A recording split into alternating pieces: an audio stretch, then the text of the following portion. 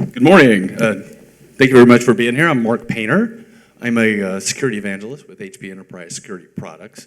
How that translates is I'm basically our primary security blogger. I'll give you a link later because if nothing else, I am a shameless self-promoter. You can follow me on Twitter at SecPainter. I would appreciate that. I do follow back. Today I'm here to talk about a year in the life of HP security research. Now, what does that mean except for the fact that I like the Beatles? Well, it means that HP does a lot of different things in a lot of different areas, and we try to present a big picture of security. And what I'm going to talk about today is a lot of the research we've done into discovering vulnerabilities, a lot of the things we try to give organizations to help them prioritize where to spend their budgets, because security budgets are limited, as I'm sure each of you know, and some other just things of general interest that I think you'll find interesting. All right, but before I dig into some of our proprietary research and some of the things we've done, I'd like to just talk a little bit about, well, if I can forward the slide here. Let's go here. All right. Didn't want to work with me. I want to talk just for a second about how we frame what we do at HP. So this is what we call the attack lifecycle. You might recognize this as a kill chain. It's very similar. And this is how we try to prioritize what we research and what we do. And basically what we do is we define an adversarial marketplace. And this is actually what us in the security industry are up against. And this is actually how we break down how attacks actually occur in the real world. First, there's research into potential targets. In this day and age, that includes building profiles from social media. Just think about what's available from you, just from a simple Google search. And these profiles are now, for corporate executives and whom have you, are available online for sale. This can include dumpster diving to find information necessary to conduct phishing and other types of social engineering attacks. Now, a lot of these are broken out. All of these are monetized now. So any part of this, the information or the skill or the tool necessary to successfully perpetrate an attack is available. Infiltration, that's all about creating access points into a network. This is where phishing attacks, social engineering, and malware comes in. The discovery phase, it's all about mapping that environment from those access points that have been discovered. That's basically, let's create a treasure map. I can then go and sell that to the highest bidder on the internet. Capture, that's all about obtaining the data. And sometimes that can be a system that's under control. Exfiltration damage, that's when you are actually able to take command of the data, remove it, or destroy it. And of course, monetization. Now, sometimes this can be vertical, it can be all one person, but we found that specialists can actually make more money if they concentrate on one specific area of this. So what I'm going to talk about today is the research that we do as HP into basically the first three parts, the research, the infiltration, the discovery phases, and what we do to counter those.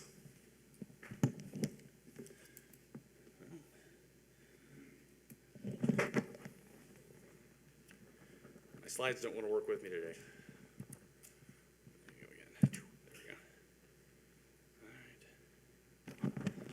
Okay, so we do a lot of different things at HP in the security research thing, and this is some of what I'm going to cover in this presentation.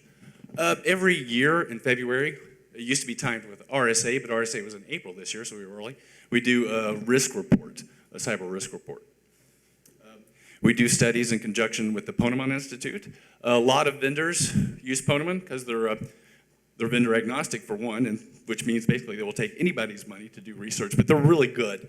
They don't do simple survey questions, let's put it that way. The Zero Day Initiative, we use some statistics for them. That's a bounty program that we pay ethical researchers for vulnerability information previously undisclosed. We do a State of Security Operations report. This year, our Fortify on Demand group, our researchers did an Internet of Things research study, and there's some other groups, Enterprise Services, HP Labs, that we pull information and data from. Or I did to create this overall view of what we did this year in security research. All right, let's go ahead and dig in with some stats from the Ponemon report. And I pulled out two stats off the top that I think are really indicative of where we are as an industry. Since 2009, the time to resolve an attack has grown 130%. I think a lot of the things I'm going to tell you today are going to validate what you already know or what you might already just feel in your heart, and that's that security is getting much, much harder. It grows more complicated every year. The old stuff has not been secured. We keep putting new stuff on top of it, and things just keep getting, it seems, infinitely worse, and I don't know that we've quite hit bottom yet either. Another interesting stat we gathered from the Ponemon studies is that it now, on average, takes 229 days to detect a breach. That is a long time for somebody to be inside your network before you know they're there. That's increased over the years as well. I'll pull that stat up in a second, too. So, it used to be, 15 years ago, nobody cared about staying undetected. It was, all about a one-time score.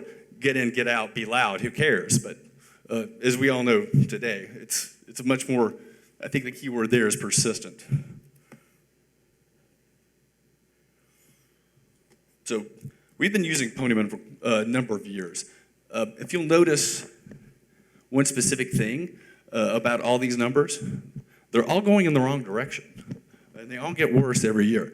So think back to that earlier stat, 229 days before a breach is detected. The time to resolve that average is 45 days now. I mean, that is an exceptionally long time for somebody to not only be in, but then to actually fix the problem. So for the Ponemon, let me back up for a second. We actually, it's international, and I'll give you links to all this stuff later, but the stats I'm using now are from 59 benchmarked US organizations, and it varies in size. I would say it's evenly split.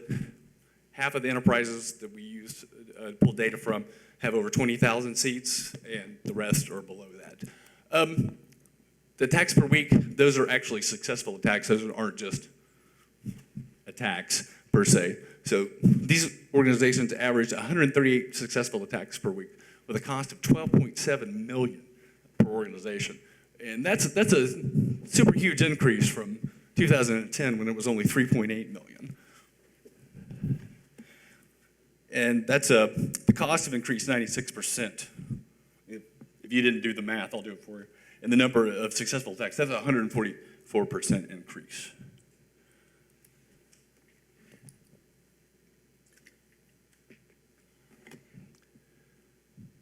Before I started presenting, these slides were very smooth.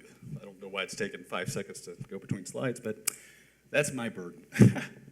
I just wanted to show you this slide to show you the actual numbers. As you can see, of course, there's quite a range. The minimum, ranges from 1.6 million to the maximum of 60 million. So there's quite a range. So I wanted to give you some more insight into that 12.8 million number.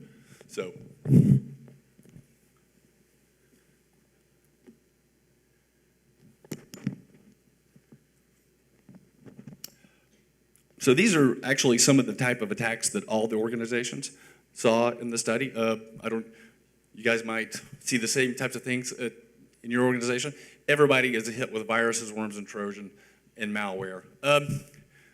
Not everybody is with the denial of service attack, stolen devices, or things of that nature.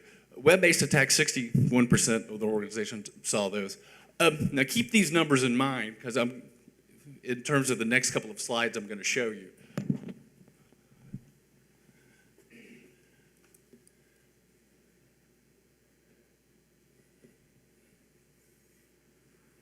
Anything. There we go. So you can see these. Okay. So the blue is actually enterprises above 20,000 seats, and the red is actually those below. So you can see there are different costs for the different size of the organization, the cost of attacks versus the organizational size. So bigger organizations have a lot more costs from denial of service attacks. Smaller organizations, not so much. On the converse, smaller organizations have more costs associated with web-based attacks and phishing and social engineering. So depending on the size of your organization, that might give you an idea of where you might best prioritize your spending. So, and small organizations too incur significantly higher per capita costs than larger organizations. So security incidents for a large organization actually come down to $517 per incident. But for small organizations, it's $1,513. So there's some differences in the cost associated. So the small guys usually do wind up taking it on the chin a little more than the big guys.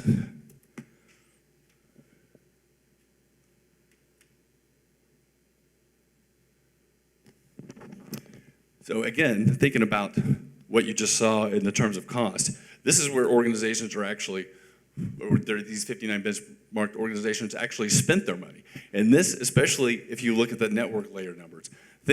I'll give you some statistics later from a different report that should make you think about this.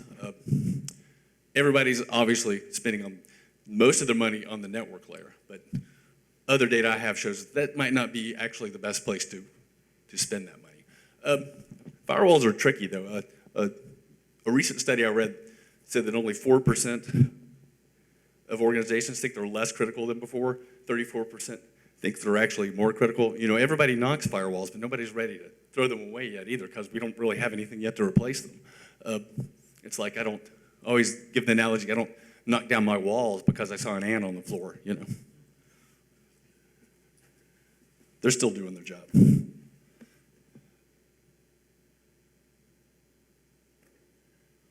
All right, let's talk about the risk report a little bit. I used to be heavily involved with the risk report, not so much anymore, but I still like to talk about it. We started this actually in 2009. It was a publication of DV Labs, Digital Vaccine Labs. It's really grown now to become the primary research piece that HP produces each year. We try to, like I said, we publish it in conjunction with the RSA Security Conference. It's really grown into something good. It gets a lot of coverage, and it really is a showcase. So I'm going to give you all the highlights from the report. I'll give you a link to it at the end if you want to dig into more in-depth information in it.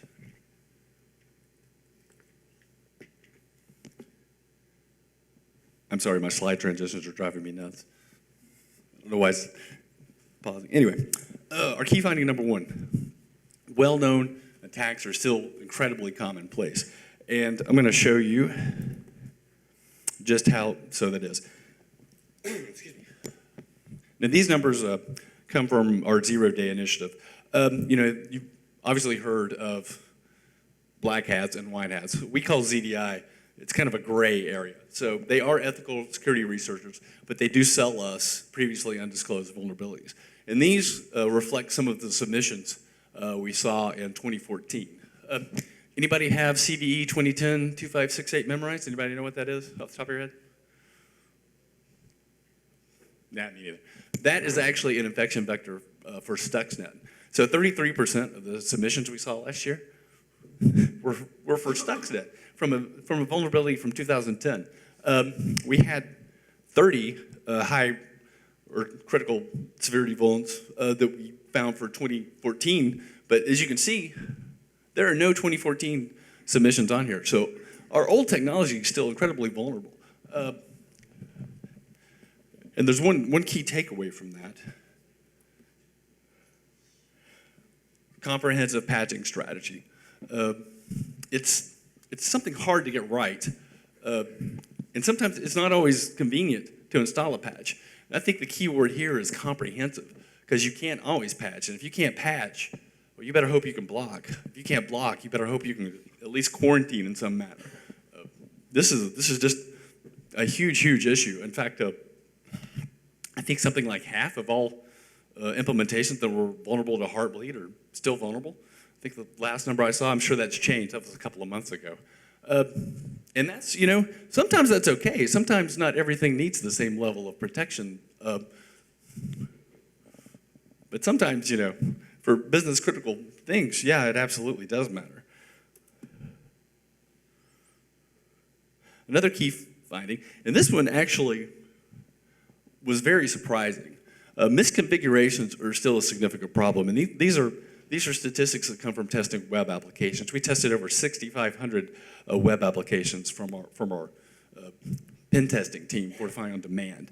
And then, so these are actually really, I trust these numbers because not only did our original pen testers and services providers validate them, then our research group also took a look at them to pull out the numbers for the risk report. So these have actually been validated twice. And what this actually is defined as is that it's access to files and directories that should not be publicly available. Some other things, cookie security is always going to, or still a significant problem. System information leaks. Cross-frame scripting still was seen in 48% of the applications. That's a huge number. Sorry, I have a bit of cold, so I'm getting out of breath here. So one stat that isn't on here, another 37% of the applications were vulnerable to cross-site scripting, or some flavor or another, either reflected or persistent, primarily reflected, as you would imagine. So, you know, cross-site scripting has basically been around for 20 years. It's almost been around as long as the web itself. So, and that's, if there's any theme, it's that we keep seeing the same mistakes over and over and over. It's like best practices have yet to really sink in, either from a development perspective or from an implementation perspective. So it definitely complicates security efforts when you can't get the simple things right. And I was really surprised by this, that the server misconfigurations, not bugs in code, are the most common security problems facing enterprises today.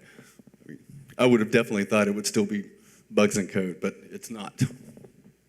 And you know, you would think that in 2015, people would know how to configure things properly, but it's still a huge, huge issue. Our key finding number 3 was that newer technologies such as mobile, I don't know if you can really call mobile new anymore, especially since my next slide mentions the decade of mobile, and the Internet of Things introduces new avenues of attack. I think it's a truism in the security industry that the introduction of new technology invariably also introduces security vulnerabilities. I don't care what it is. The Internet of Things, we'll be going into that since we did another study completely devoted to that, I'll be going into that in more detail in a second. Let me show you some of the stats we've discovered around mobile malware.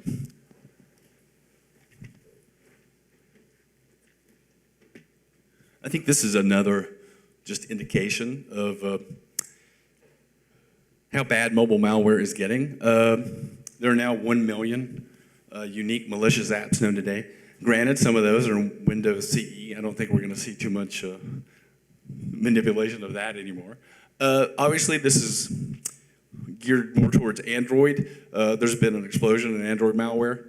What we really saw, and I think our key takeaway from this, 2014 was really the year that mobile malware stopped just being a nuisance and turned into an actual threat. So a lot of the threats that are more dangerous for web applications are starting to rear the same kind of bite on mobile platforms.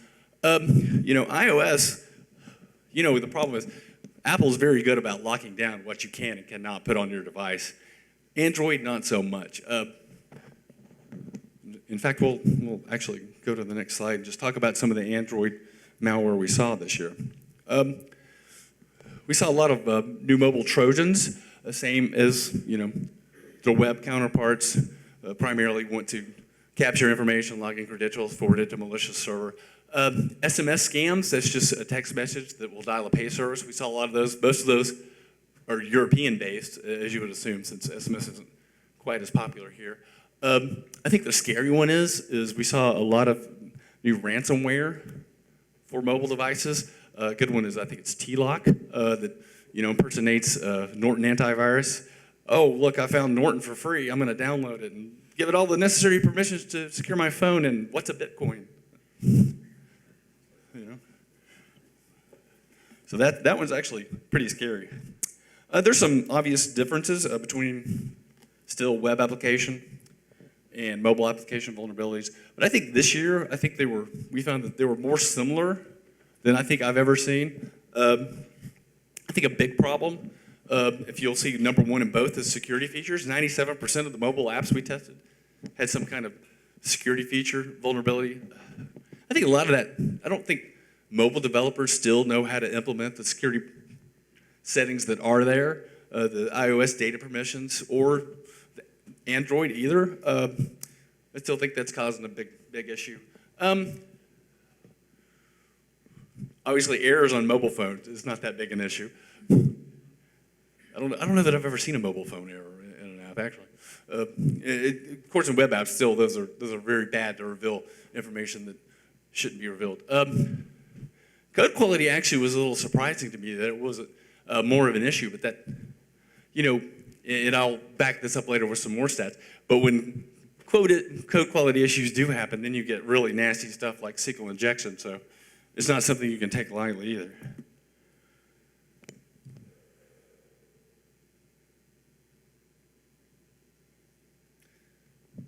One day this will transition. The takeaway here not only is new technology introduce new attack surfaces and other security challenges, developers still make the mistakes the world of traditional computing has already figured out. Well, I could probably argue either way on that last one, especially if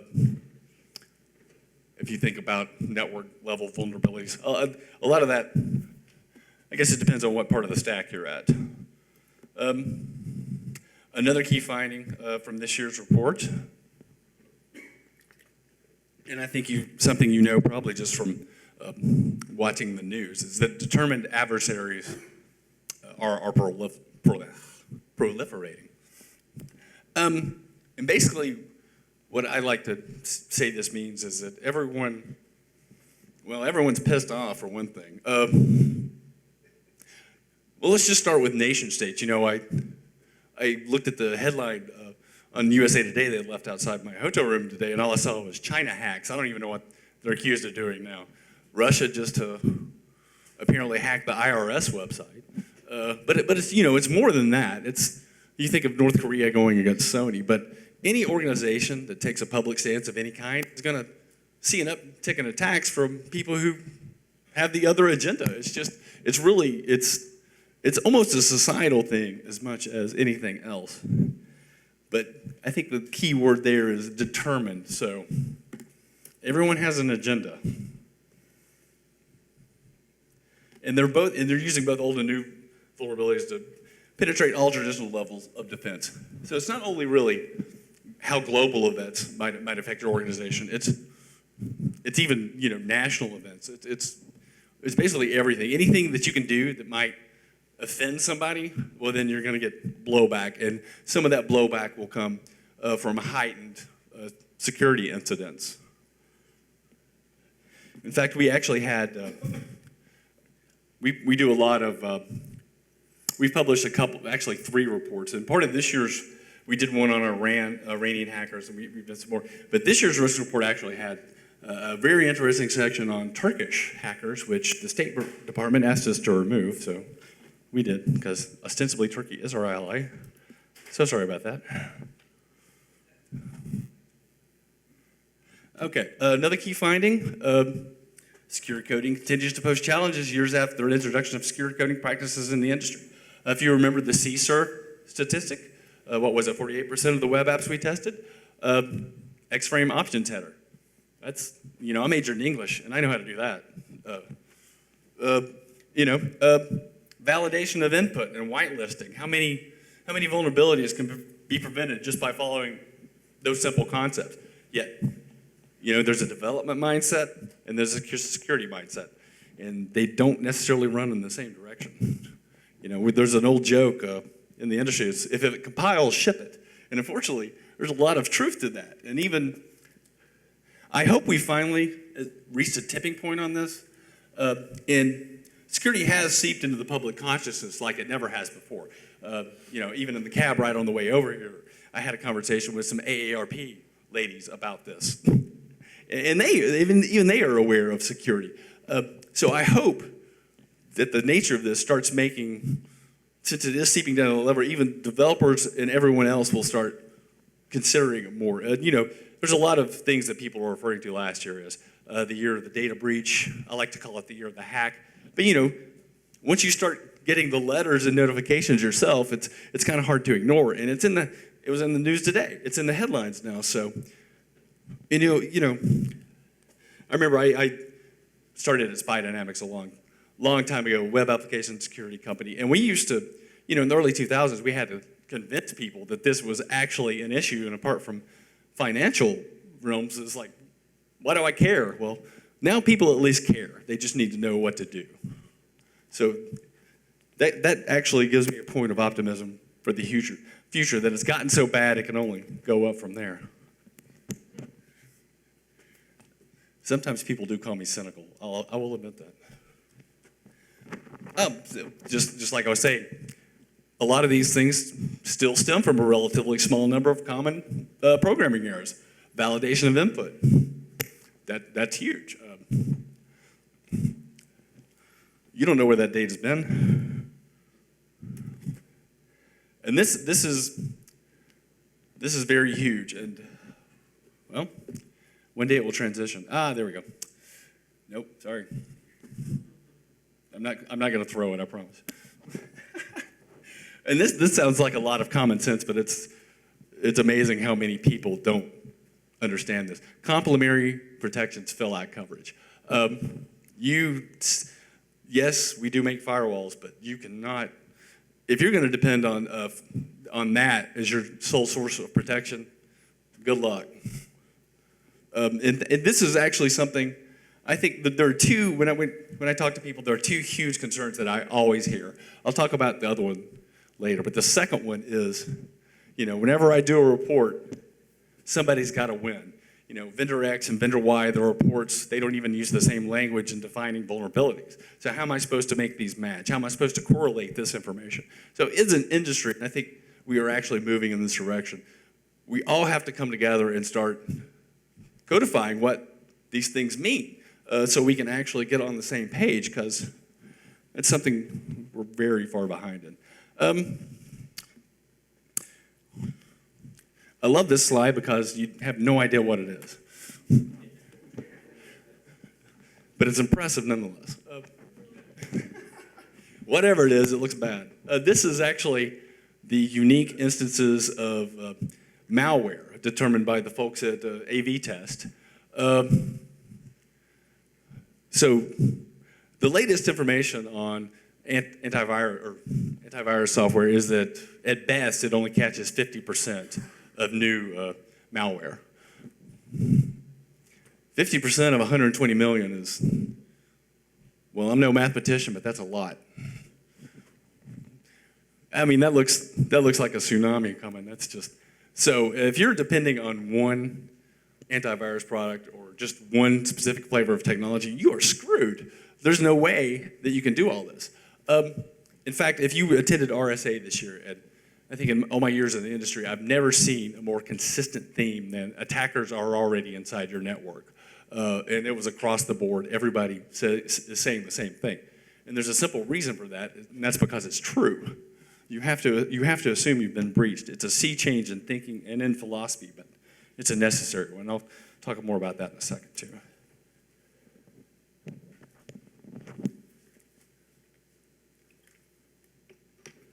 I really wish I had some kind of music to play during those transitions. The takeaway is there is no silver bullet. And I'm not talking about the Lone Ranger. That's more the single solution to solve a single problem.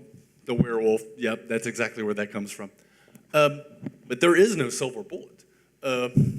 Layer technologies work best, and you have to assume that a breach, I would say not even assume a breach will occur. You have to assume that a breach has already occurred. That's why detection is becoming more and more important. Especially, think about it, 229 days inside your network. I think that says it all about the importance of detection. And when we say signature-based, it's basically, or when we say silver bullet, we mean a signature-based approach, one-on-one. This signature, this block. That's not good enough. That's just not. I think it's been proven over and over to be ineffective. So, going beyond the best practices, again, we do make firewalls. They don't like me sometimes. You cannot solely rely on traditional defensive perimeter security.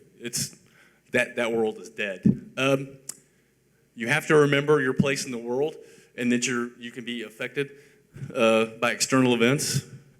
I think the executives at Sony have this tattooed now somewhere on their bodies. You have to assume a breach. Then now what?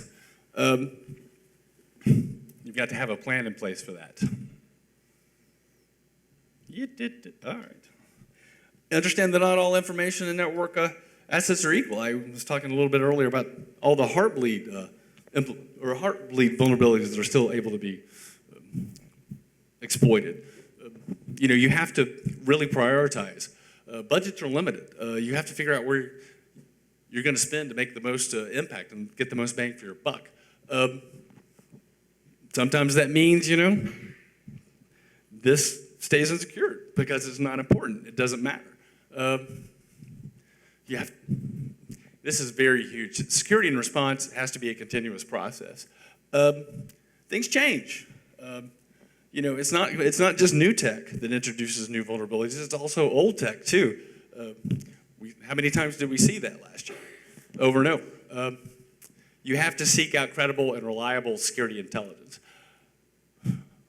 I think it was Home Depot several years ago. They had it's the set it and forget it. I don't think that works anymore. Especially I know Target too had some issues with that.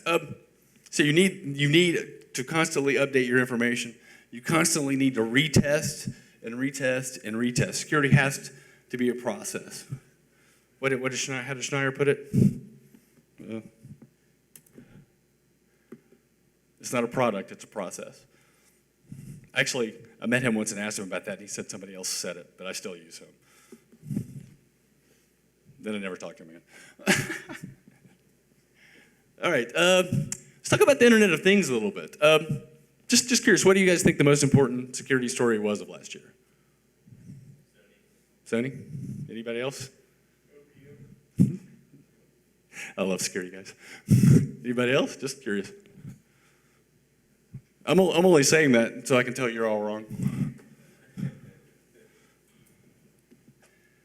Certain things actually frighten me, and I will admit to spreading the fear every now and then. Does anyone know what this is? It's an industrial blast furnace. That big thing there. So there was a company in Germany last year.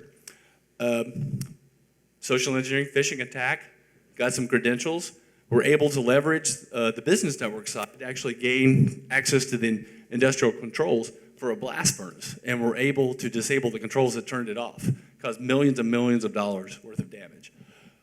It was perceived to be only the second time a cyber attack caused physical damage, but this was the first time it was done remotely. The first, obviously, was Stuxnet. That's frightening. I call this a precursor of things to come. It's not just that every device is now wired. It's what we're actually trusting to these devices. Google cars are only the beginning. If you really want to be scared, Google 60 Minutes and car hacks. They did a great piece last year about how vulnerable wired cars are. So I think there's a lot of, it scares me that, especially since everything's so personal now, and nation states we all have each other's networks mapped. I fear that we have all these attacks just ready to go against us and probably ready to launch too.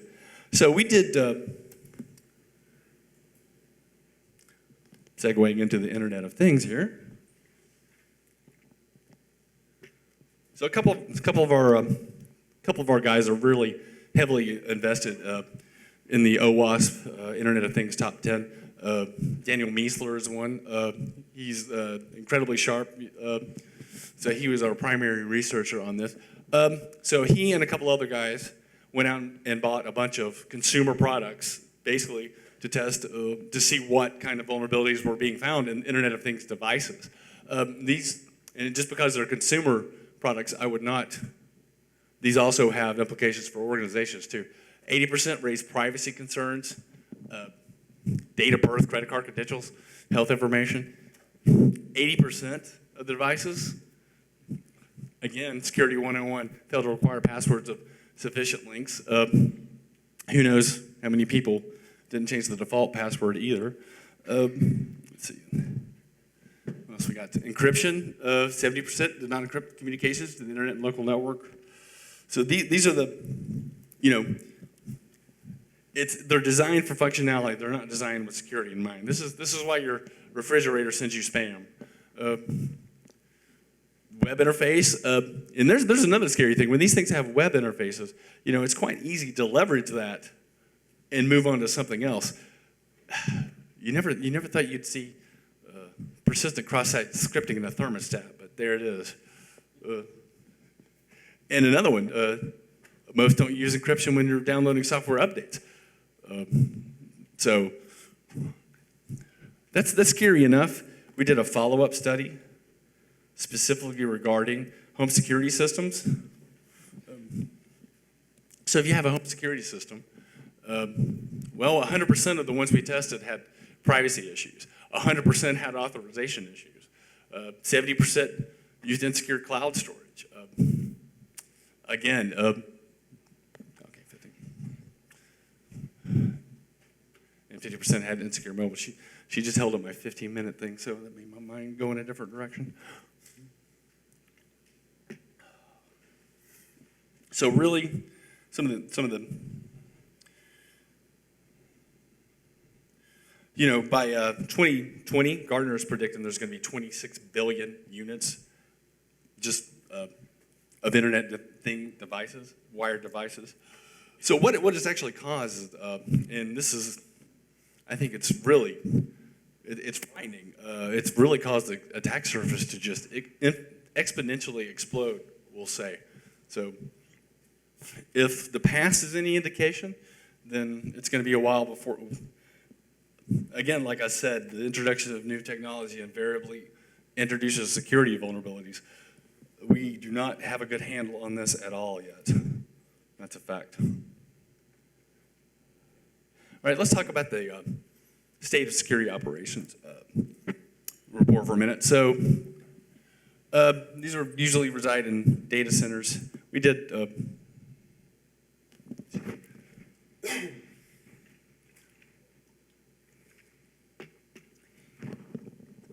we did 118 assessments of 87 organizations in 18 countries. So if you have a security operations center, you would hope that you know what you're doing if you're at that level.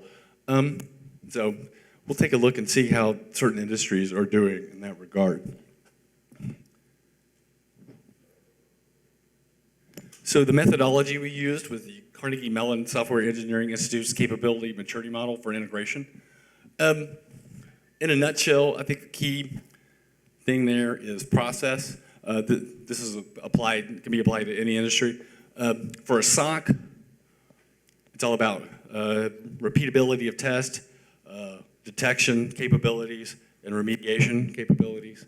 So you can see it goes from a level of 0, incomplete, to level 5, which is optimized.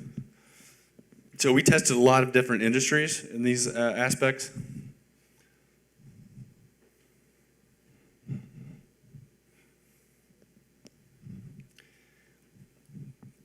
Okay.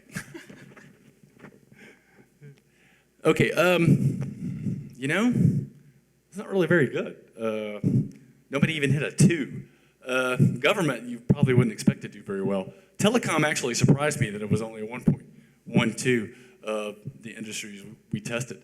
This says a lot of things. It says even if you are up to the point of having a SOC, you might not be doing it that well. Retail is not actually surprising considering all the point of sale phones that we've seen recently. Healthcare. I do a top 10 predictions list every year for the following year. And for medical data breaches, I predicted that it was going to average 30,000 medical records leaked a day. That was about a month before I got my Anthem notification, which obviously the 80 million blew that number out of the water, so I'd already hit that mark by February. financial institutions. What this, I think, actually shows is security vulnerabilities and getting it right in those problems affect everybody. It's not just one specific industry.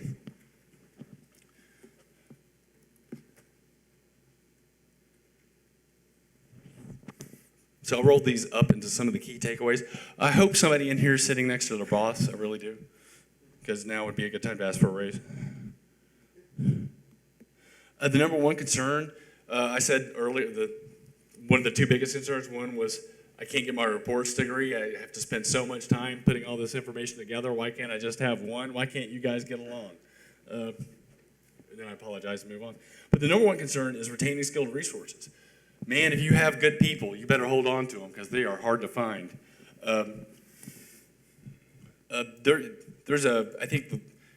I've written a couple of blog posts about this. I think there's a 20-year skill gap in the security industry right now. So congratulations, you have job security, everybody in this room. You have to be really bad not to. 0% of cyber defense teams achieving minimum security monitoring capabilities without a security incident event monitoring tool. That'd be a big fat zero. 229 days inside our network. We can't, when you assume a breach has occurred, detection becomes key. It really does. 20% of SOCs are not meeting minimum security threat detection and response capabilities. Even when they define them themselves, they're not meeting the minimum security threat detection and response capabilities. Sometimes I just want to lay down after I read all this stuff. It's kind of negative, isn't it? Again, though, job security.